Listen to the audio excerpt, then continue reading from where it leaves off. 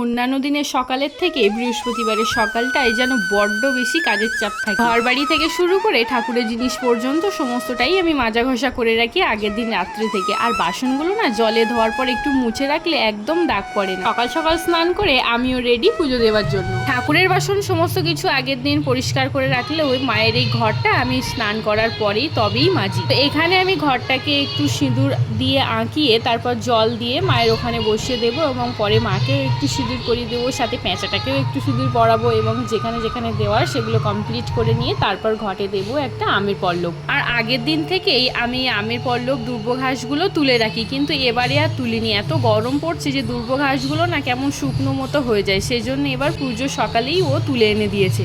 আজ কলার পরিবর্তে হরিতকি দিয়েছি ঘটের উপরে। আর এদিকে ধূপ প্রদীপ ধুনো জ্বালানোও আমার কমপ্লিট। আর মাকে সাজিয়ে কেমন লাগছে অবশ্যই কমেন্ট করে জানি। কাজ এখানেই শেষ না, এখনো রয়েছে রান্নার পালা।